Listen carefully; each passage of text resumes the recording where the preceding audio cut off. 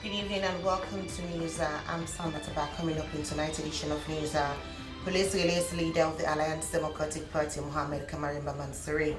Former President of Liberia, Ellen Johnson Sirleaf, calls on President Bio. Minister of Mines says the Mines Ministry is faced with the challenge of revenue generation. And the National Elections Watch (NEW) launches report on the 2018 elections. All the stories and more are lined up in the next 1 hour of News tonight.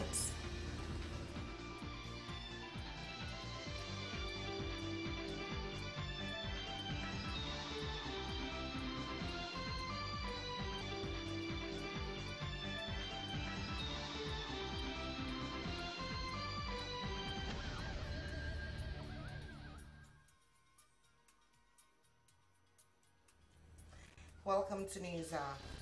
Police have released leader of the Alliance Democratic Party, Mohamed Kamarimba Mansouri, following the interviews he granted to the African Young Voices Television and Radio Democracy a few days ago.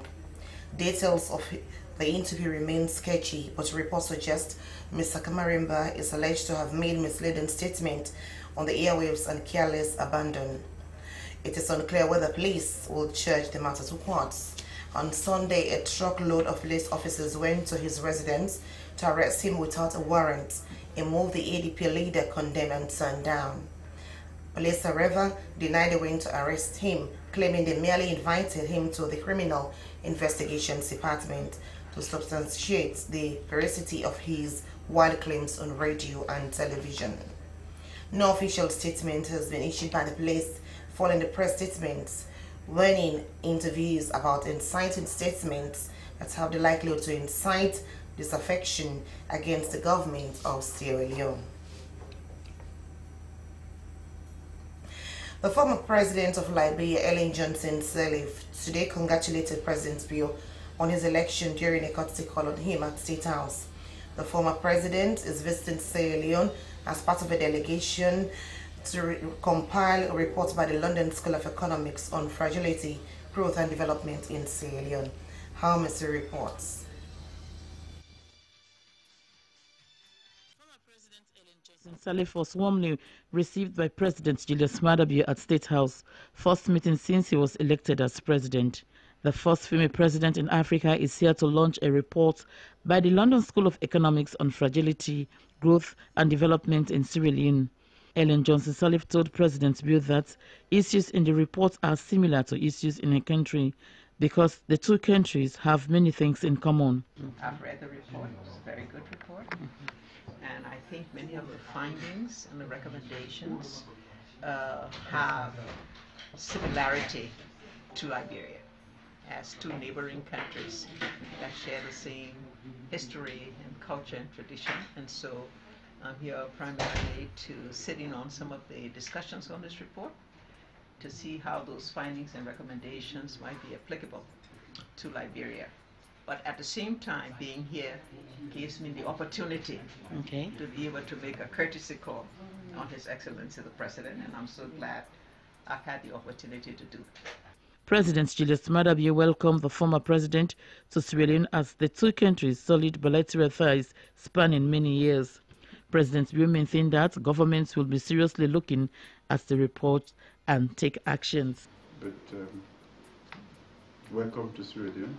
Well, thank you very much. Yes, we are very much open to look at what it says and what we can use that for. That is the most important thing. Taking into consideration our present situation, we are very much trying to forge ahead now and build on the foundations that we found to be able to make progress. We want to make all the challenges we've had a thing of the past and forge right ahead. The London School of Economics Oxford Commission on State Fragility, Growth and Development in a case study on Sierra Leone has looked at why Sierra Leone still remains poor after almost 60 years of independence. It also looked at 5 dimensions of fragility with analysis on legitimacy, security, the private sector and resilience. The report was co-authored by a Sierra Leonean, Dr. Herbert McLeod, who was also part of former President Ellen Johnson Sirleaf's team to State House. SABC TV News are in Freetown. Hawamosiri reporting. Meanwhile, the former Liberian president has said that Sierra Leone should provide a space for women to participate in governance. Gender disparity continues to be a challenge in the male-dominated society. The former president said that her leadership has given her the conviction that women can deliver in developing their country. Madam Ellen Johnson Sirleaf is on a 2-day visit to Sierra Leone on the invitation of the Mana River Union Secretariat for the launch of the Global Fragility Report titled Escaping the Fragility Trap. She was former leader of the country that is among the 33 countries in the report identified as fragile countries. Mama Suma caught up with Madam Ellen Johnson Sirleaf during the validation exercise of the report at the Mana River Union Secretariat at Spolo and spoke to her about her experience during presidency. I came to the presidency with equal and better competence, with knowledge, with strong commitment to my country and the development of the country. So I didn't feel abnormal at all. I felt like a person who came to that job. Yes, a woman, but also with the opportunity to become a role model for other women, not only in Liberia, but in Africa and hopefully across the world. So, what step did you take to achieve that particular direction, being the female president in the Republic of Liberia? Well, you know, it starts all the way down from the time you're in school and you take positions and you become an activist and you move on one step after another, trying to show leadership, you know, trying to be able to have firm commitment to your own principles, to have the courage, you know, and so, you know, this was an evolutionary process. A process that took me to jail, a process that threw me in exile several times, a process that got me into trouble, a process that also enabled me to hold high positions, first in my country, then in an international community.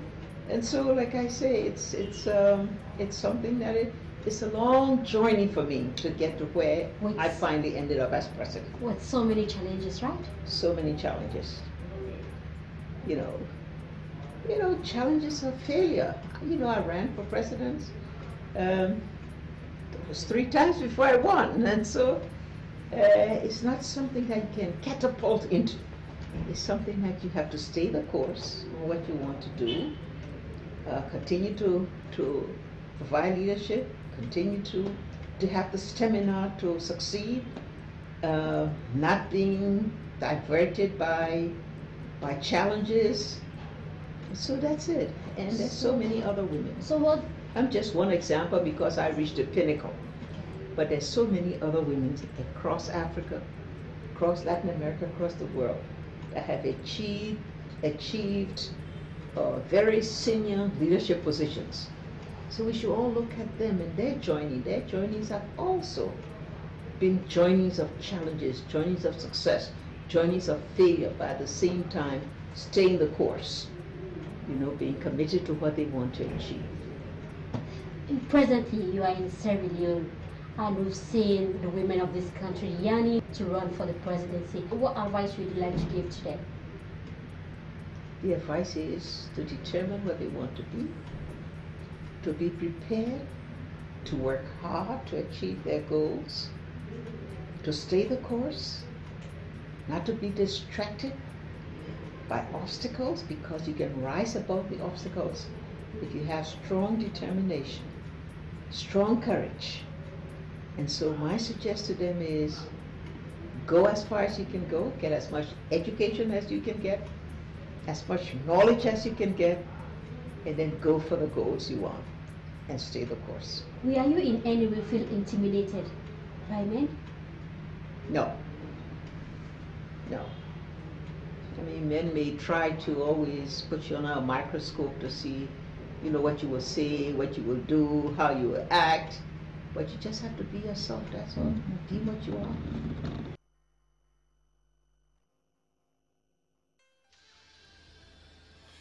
That was former President of Liberia, Ellen Johnson Sirleaf, speaking there to Mama Suma.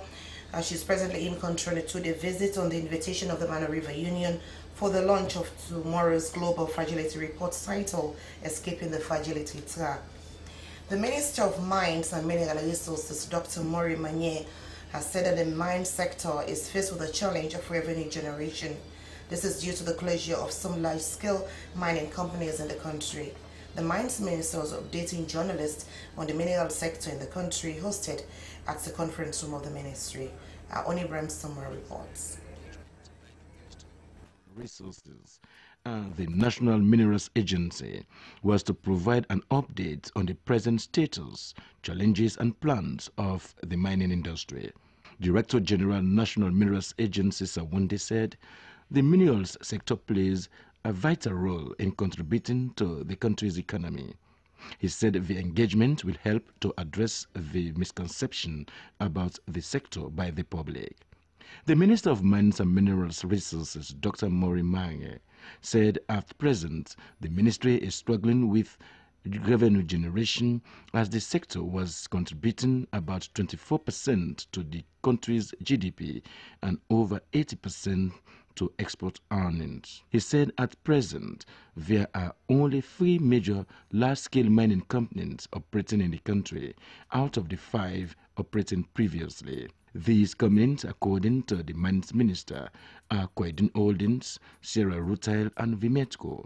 He said they have also cancelled the licenses of over 13 mining companies for non-compliance. Dr. Maya highlighted challenges including illegal mining, environmental damages caused by mining companies, and huge debts by some mining companies owned the government. Top on the list of our priorities as a government. First, and as a ministry, is transparency and accountability.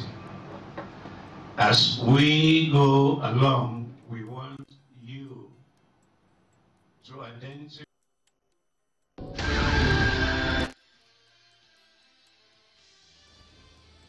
The Vice President, Dr. Mohamed Jule Jallow, has said that government inherited a decentralization program that requires transformation in a new direction. Dr. Jallow was speaking during an engagement with mayors, chairpersons of council, and parliament chiefs on the country's decentralization process involved. Thomas Neal reports. The organization of this meeting by the Ministry of Local Government and Rural Development was requested by the Vice President as a first concrete step in demonstrating his commitment and determination to provide the required policy support towards a positive transformation of the government decentralization reform. Vice President Dr. Mohamed Jule Jallow indicated that the basis for requesting this meeting is founded on the firm conviction that if the decentralization process is to play its role as envisaged in the new direction and deliver the much anticipated turnaround, the political leaderships of the local councils must be seen to be playing their roles and responsibilities effectively. He said the heads of local councils are expected to provide strong oversight and support to ensure that local councils deliver on their mandates and lead the efficient and effective delivery of services in their localities. I want to add another objective, which this aspect of the work will be taken forward by the Ministry of Local Government. That is, we wanted to capture all of these priorities, we wanted to capture all of these challenges so that it can enable the Ministry of Local Government and Decentralization to start establishing a building block for the elaboration of a bankable project. The Minister of State Vice President Office, Madam Frances P. Galgali, said the decentralization program, which has been implemented in the last 14 years, has made progress in ensuring that local councils are established nationwide and are up and running. She said these strides made in the decentralization process have been facilitated and supported by the development partners, especially the World Bank, UNDP, EU, DFID and JICA, who have channeled substantial resources to the strengthening and deepening of the decentralization program. The Minister of Local Government and Rural Development, Anthony Briwa, said in the last 3 months his ministry has triggered actions in various areas, including the review of the National Decentralization Policy and the Local Government Act 2004, the completion of the devolution process in the not-too-distant future, the orientation and induction of newly elected mayors.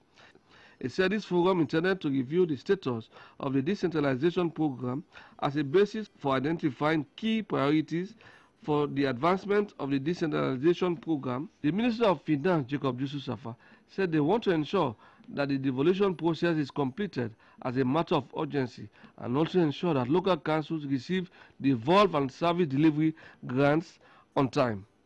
The Mayor of Makeni City Council, Madam Sunkai Kabakuma, pledged the local council support to the decentralization process and thanked the Ministry of Local Government for organizing the 2-day program.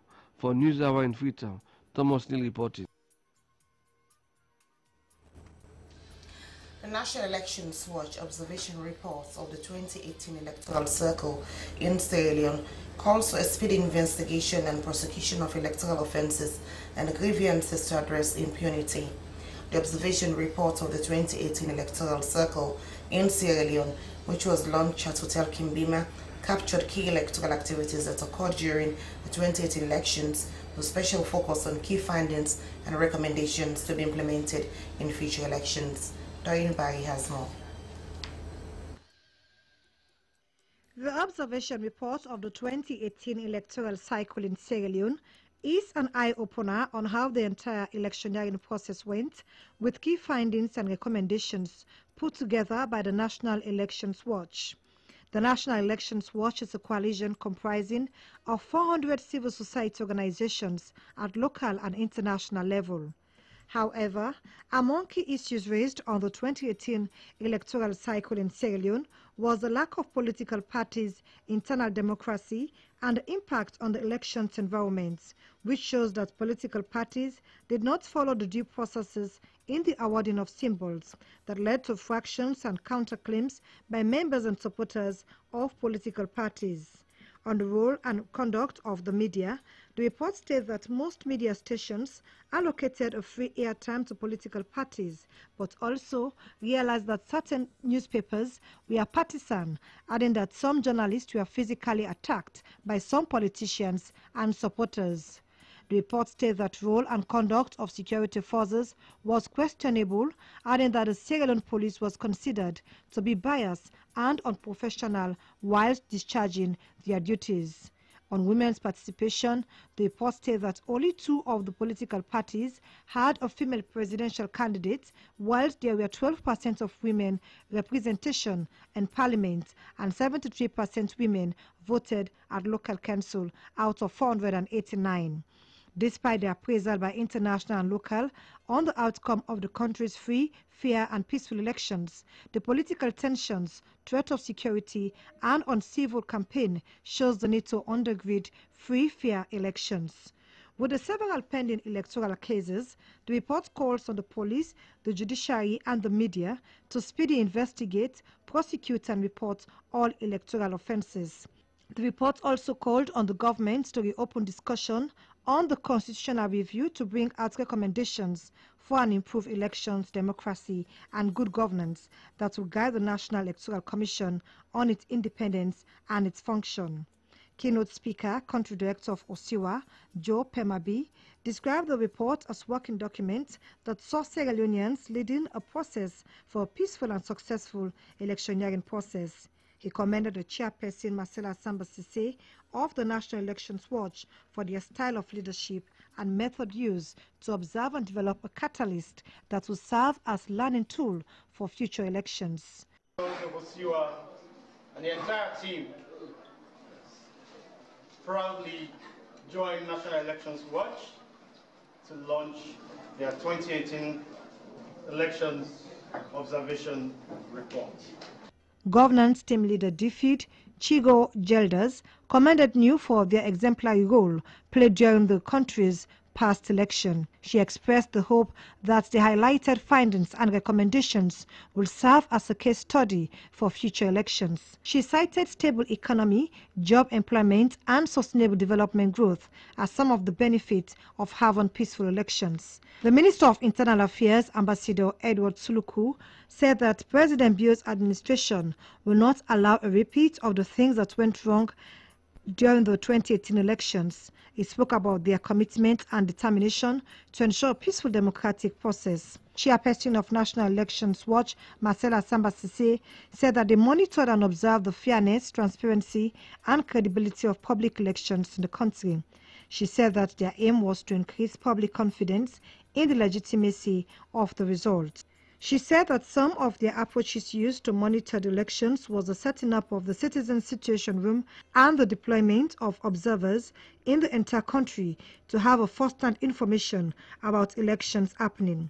She said that during the elections, they work in concert with Standing Together Consortium and other local and international organizations, which enable them to have a credible and transparency observation team.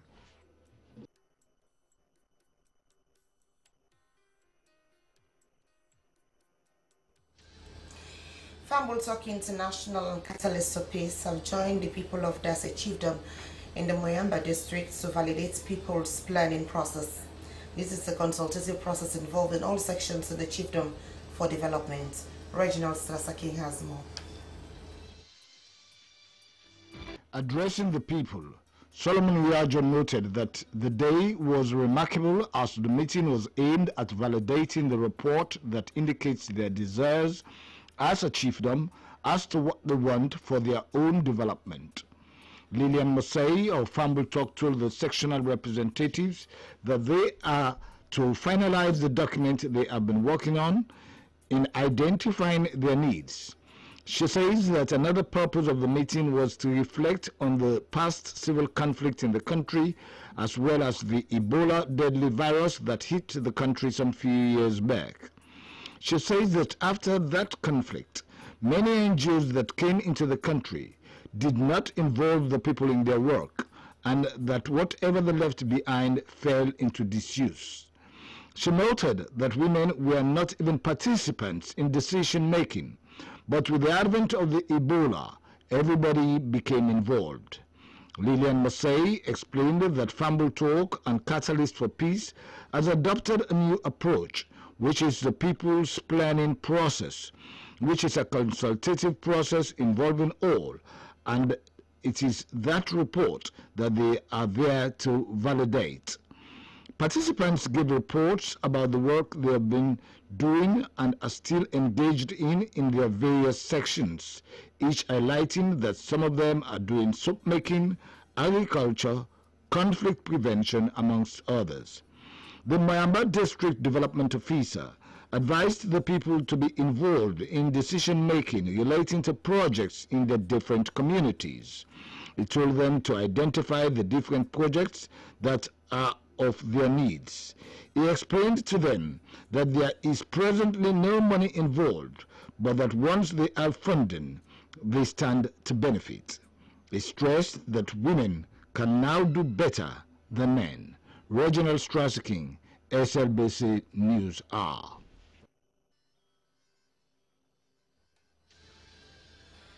A truck with registration number AMW656 lost control while coming from Moritown and ran into a Poda with registration number ANV749 at Congo Cross that was having about 18 passengers on board.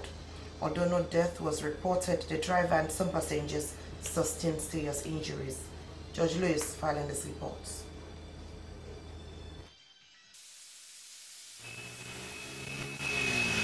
According to eyewitness reports, the truck was approaching at a very high speed, which caused the driver to lose control of the vehicle.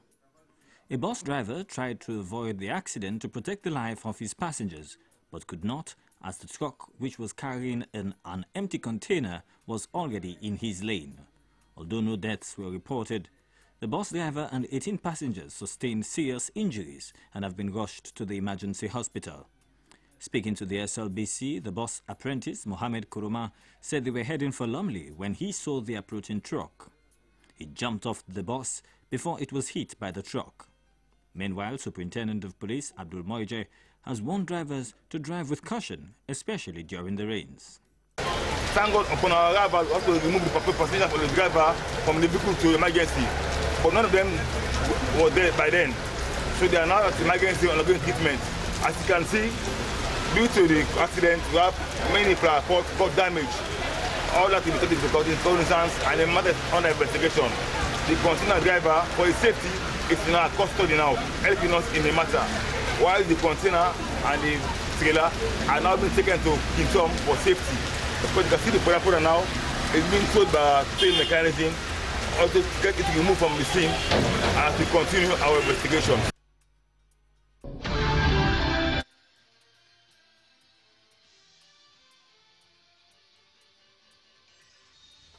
Up next is Business with Willie Miner.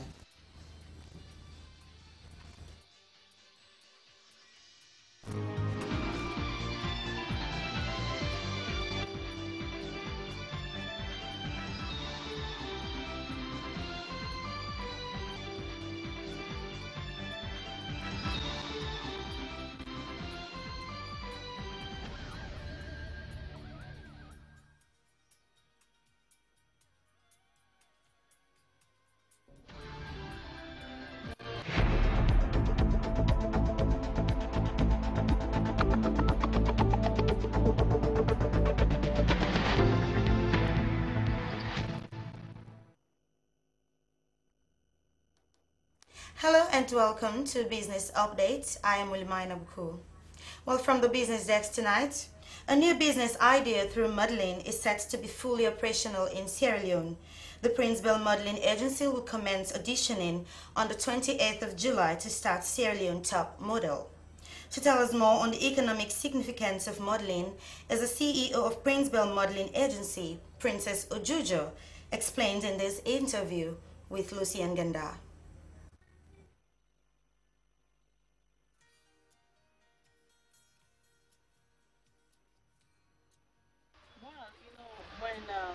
This business kick off in Sierra Leone, a lot of people will be employed.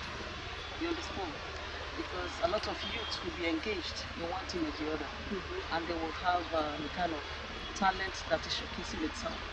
So it's going to really be good for the economy. Do you think it's going to be a viable business here in Sierra Leone when we have so many people, minds are not open, especially when you talk about modeling, so many traditional beliefs, and it's difficult for you to break through. It will be to some extent. So do you think your business will be economically viable? Yeah, it will be, because as soon as we finish training the models, we are going to do kind of a television modeling. It's called Salon Next Top Model. It's going to be showcased in the air, and a lot of visitors will come all over Europe to Sierra Leone. That will enable them to know where Salon is and bring new business expertise. Okay, so sort of you want to host a program called Salon Top Model. Yes. To identify models here. Yeah, to identify models. Do you think our models will match up with international standards? Yeah, that is for Salon. You know, that is for Sierra Leone, you know. The girls will be showcased here in Sierra Leone, and we'll have a lot of business expatriates from all over Europe to come and see what we're doing here. And if they see a talent then they want to go with that talent, is it possible? No, they're not going to go with that talent. They will invest on the talent here. You prefer them to invest the talent here. Okay. Yes, exactly. You have it will create great business opportunity for them. Okay, you have a red carpet as well. Yeah, red carpet event. It is a little bit controversial here. We talk about red carpet. Do you want to take us through that? Yeah, red carpet event, what I meant by that is that when you're having weddings, birthday parties, then Prince Bell TV will come on the side and be showcasing those best dressed people in the event. And then we interview them, we ask them how is the show, you know, they should tell us more about the celebrant or whoever is doing the party. Yeah. That is called red carpet event. What about something like awards? Do you intend to make awards? Yeah, sure. As time goes on, we'll do that. Okay, but not part of your package at the moment? No, at the moment it's not. No, only what you have here is fashion design. Yeah, fashion design, talent scouting, red carpet event. Then we create fashion magazine. Most of the time when people come into this country, they want to scout They want to look out for talents. They concentrate in the cities. They don't go to the villages. Do you have the plan of going to the interior villages to scout out talents because they are there?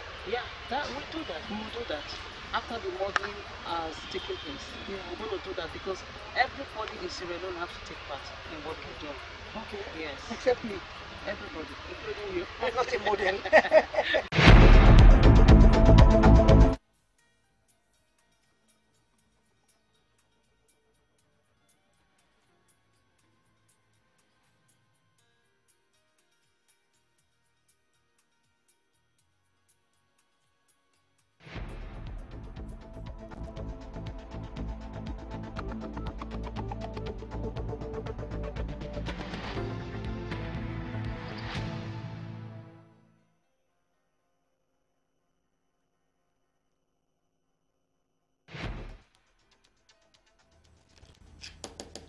And that's all coming to you from the business desk in Freetown.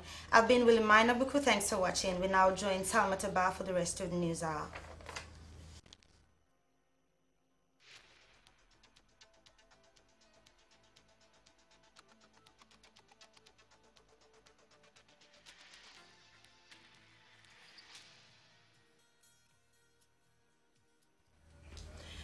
Welcome back to News Hour. We continue with the rest of our stories.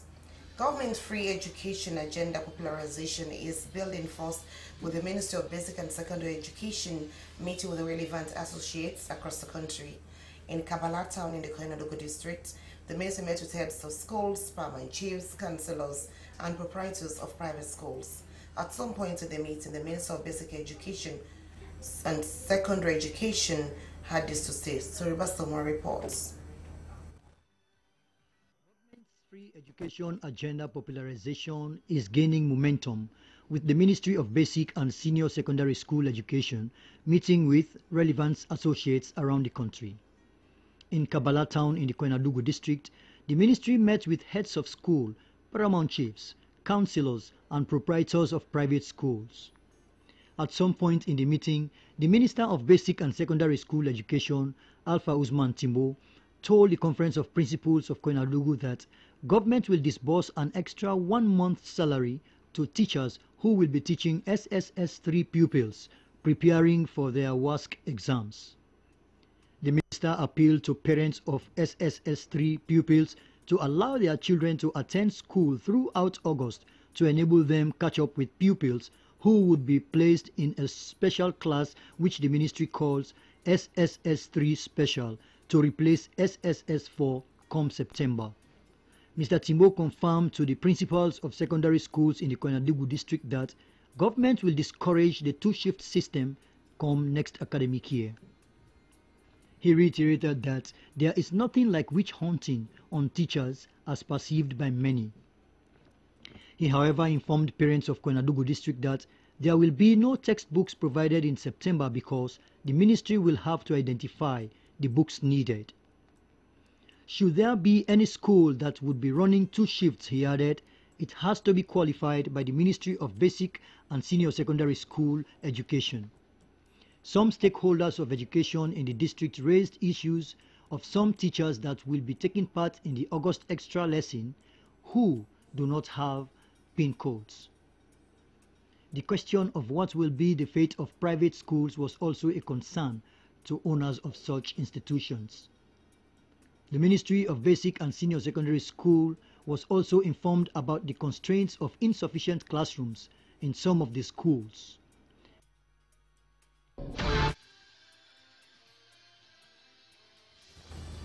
Up next is sports with Mama Soma.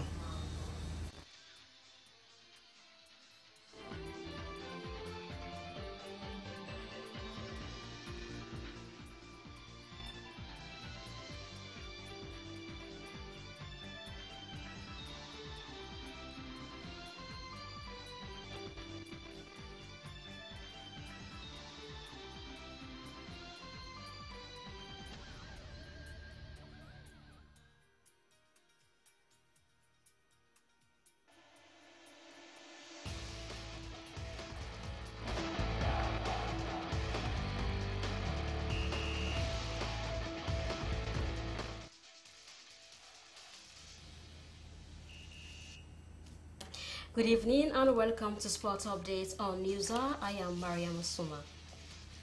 The Sierra Leone men volleyball team is out of the third African Youth Games after being defeated by Mozambique by 2 straight sets in the quarterfinals. This defeat came after Sonny Banga fell ill yesterday after playing against Egypt.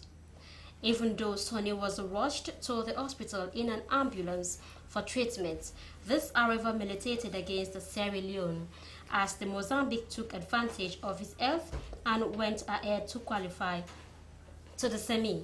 Sierra Leone now await another fixture for ranking, but the medics have however advised that Sonny be taken to the hospital for more treatments. We'll bring you highlights of the match.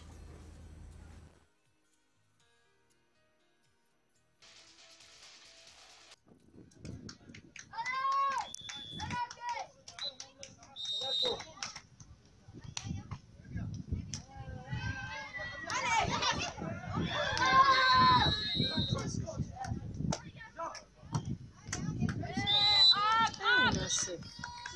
We're not equalize them.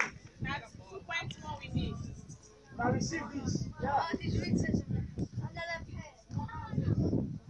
Tight game this.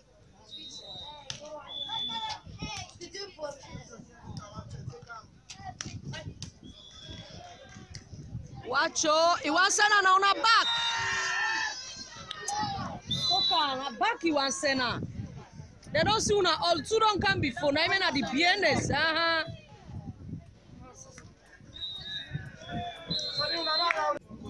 But in this situation, also the same like you. This one has got man, so you just never win.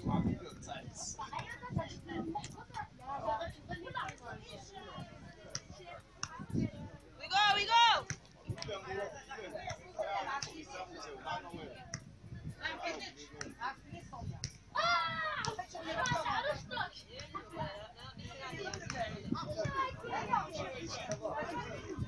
Yes, boy, That's the team. Ale! Team Excel, Ale! Easy, Sonny, easy.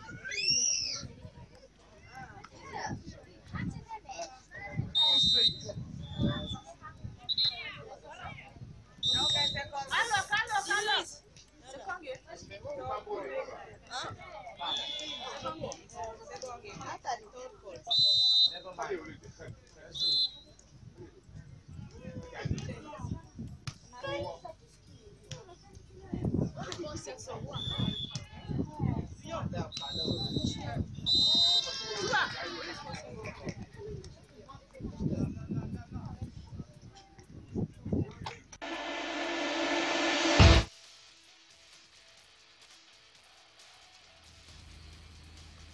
Well, that's all for Sports Updates on Newsa. This evening, I am Raima Suma. Thanks for watching.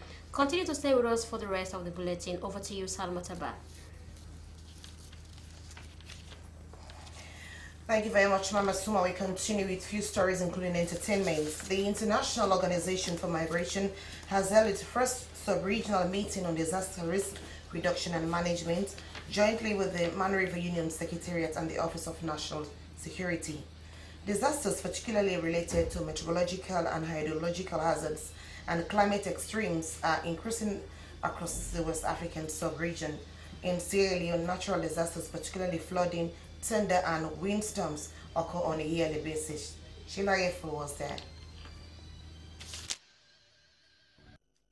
In Sierra Leone, the August 14 twin disasters unfolded the country's vulnerability to flooding and a consequent mudslide, which was reported that more than 500 people lost their lives, over 800 missing, and approximately 6,000 more were affected by the disasters. Liberia experienced widespread flooding following torrential rains in July 2016, which affected more than 60,000 people. In Guinea, 3,274 people were also affected by heavy rainfall in July 2017. The head of office, International Organization for Migration, Sanusi Savage, said it is almost a year ago that the tragic mudslide and its consequent flooding occurred in Freetown. The event is still fresh in our memories. The calamity made 500 people lost their lives and 800 missing. It was reported that approximately 6,000 of local inhabitants were affected by the mudslide, the biggest natural disaster in the history of this country in terms of its death toll. It was the biggest natural disaster in the history of this country in terms of the death toll, so that the image of deep scars created by Mother Nature and repeatedly shared by not only broadcasters and print and online media, but also international media outlets. Brigadier General retired John Jatoka, National Security Coordinator, Office of National Security, was confident that this engagement provides a useful forum for exchange of ideas and experience in building a solid structure for preventing disasters and efficiently responding to disasters when they occur. Sierra Leone is vulnerable to a range of natural and man-made disasters such as floods, landslides, mudslide, rockfalls, and fire, which have been a cause of great mystery and suffering in Sierra Leone. In recent years, climate change has posed new challenges that our disaster management strategies needs to be able to cope with. In recent years, climate change has posed new challenges that our disaster management strategies need to be able to cope with. It is estimated that the chances of future extreme events would be much higher than what they are today because of the changes that continue to occur in our climate patterns. We must therefore ensure that disaster preparedness, mitigation, and response mechanism receive priority attention. I am happy to note that some efforts have been made in the establishment of structures in the last few years. Keynote speaker, Minister of Internal Affairs Edward Suloko, said that the conference was timely, especially when an increase in occurrence and severity of disasters in the regions. The outbreak of the Ebola disease in the region, coupled with landslide and floods in respective countries, is a wake-up call for effective management and close collaboration towards disaster risk reduction. He commended the Mano River Union and the International Organization for Migration for the conference. This initiative and engagement of the Mano River Union with IOM is a good step towards building resilience of our population. It is a logical approach towards the development of capacity for countries in the sub-region to use well-known methods for risk assessment, improving urban planning, strengthening coordination and collaboration across borders to addressing disaster risk reduction. When the Ebola viral disease EVD hit the Mano River Union Basin, all countries in the region were affected, either directly or indirectly. Most cities today are bigger and growing faster than ever in human history. Well over 50% of the world's population lives in cities.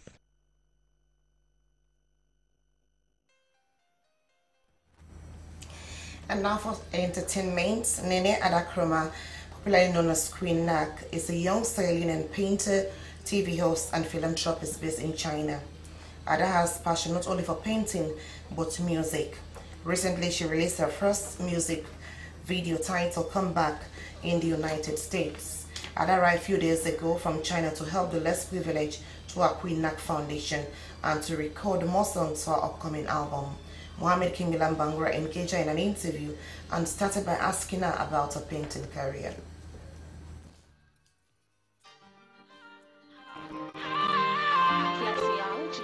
It's wonderful. I'm actually doing my paintings. I was selling my paintings to one Chinese investor, and now I have a couple of them that are buying my paintings. So I don't even need to be in China. I just need to send their paintings. And you've been in this artistic world, this painting world. Very, very recently, we've been seeing you as well as a musician. So what brought you into this field? Well, actually, it's two things. Wow. One of them is someone very special to me, and one of them is about me. I love music, and music, you know, gives me peace. I am the kind of person who loves people. I love to help people. I love to be around people. So most time when I'm sad, when I'm, you know, a little bit sad, I just like to listen to music to keep, you know, to calm myself down. So, yeah, and the second reason was someone I met, someone special to me. He is a musician as well. Think about you, baby. So now you're now a musician, I would say. Are you planning to release an album? Of course. When? As soon as possible. What is the title of the album? I don't want to say right now because I don't want you to know right now. You want to surprise me? Yeah, to back you. So what's your first choice? The painting or the music now? What's your first choice? Well, the thing is, I do everything because I'm a painter, I'm a fashion designer, I'm a reality TV personality. So you love all of them? Yeah, but I'm a painter. Now I'm a musician. So something must come first. Which one first? Well, I want to leave that to the people. Tell me a little bit about your foundation. Well, Quinac Foundation, I've been going on for the past 7 years now, and I want to say thanks to everyone who's been supporting me. I want to say thanks to the Chinese people who's been donating to me. The time for the Ebola, they donated thousands of dollars. We sent it here. We bought so many things. From the time for the flooding as well. A week ago, I'm trying to meet with the First Lady because she's the mom for everyone here. I've been working with the past First Ladies. So now that they are in power, I have to work with them to help because sometimes they don't help, they keep it. But if I send it to the First Lady, I'll be rest assured that she's going to do it. So what type of help do you render? Well, right now I'm thinking about domestic violence, like people who go through domestic violence. So I'm trying to launch the campaign for Quinac Foundation to start raising funds. So what help are you going to render to the entertainment industry? I think now that I'm here, I'm going to be meeting with you since you are like the father who promotes people in Sierra Leone, because I don't want to be meeting with everyone. You know, it's hard to deal with a lot of people. I'm going to be meeting with you and few top people, and then we see how best we can come together and help the entertainment industry. There are a lot of comments on YouTube or also on Facebook, social network, that you've been faking it, you know. Okay. But is it true that you and Maurice are deeply in love? Absolutely. It's so true. I love him so much and I want to spend the rest of my life with him. And he's ready for that too? Yeah.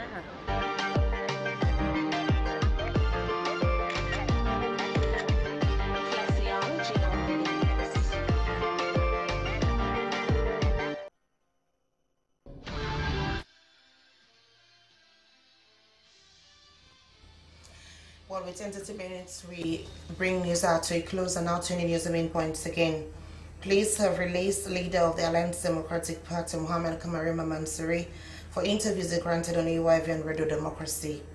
Former President of Liberia, Ellen Johnson Sirleaf, today held discussions with President Biya at State House. Minister of Mines and Mineral Resources has said that the mine sector is faced with the challenge of revenue generation, and National Elections Watch has launched 2018 elections reports recommendations. That's all in the news tonight. Thank you so much for watching. I'm Sam Mataba. Good night.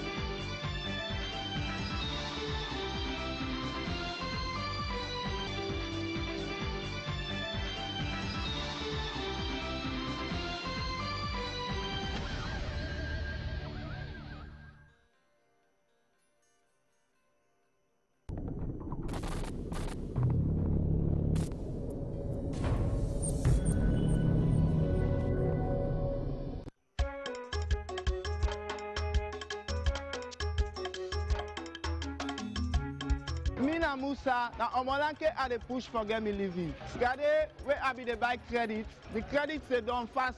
In Ali Fole I use my phone because the top up be so dear. But now I tell God thank you, wait till I talk, na no money the cut. Enjoy the most affordable tariff bill and at the most transparent way. Talk for 1 second and only pay for that second day we talk. Salon now we home. And the people them now we fumble. That's make we ready for you na first class mobile service experience. Orange.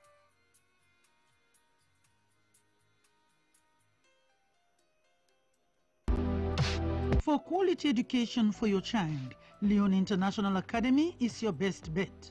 The school offers quality education from daycare to nursery, primary, junior, and senior secondary levels.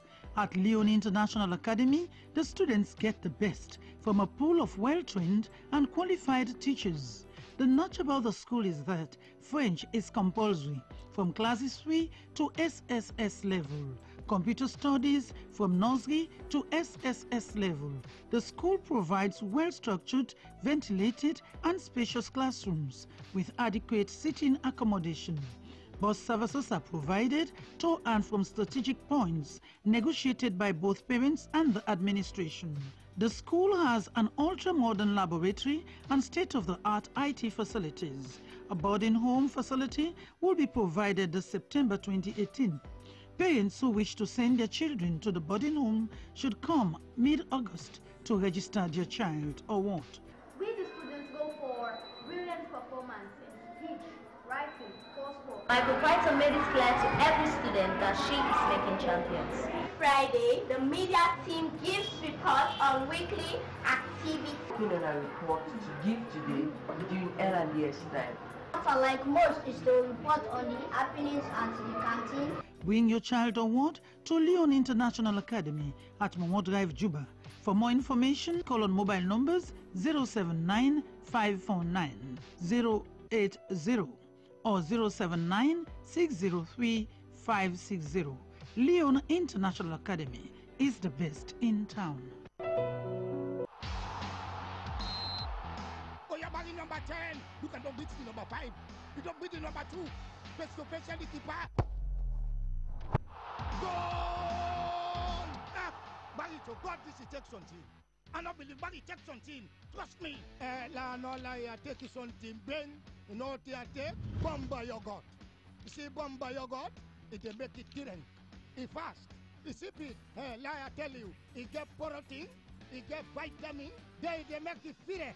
Bomba yogurt. It then that cool my way that to tire with the bubble they kill the ride. The fine one. Never take something. Bomba yogurt.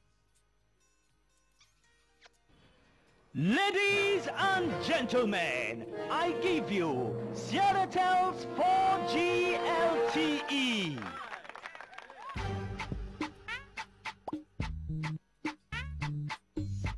Buying your Sierratel data bundles just got easier.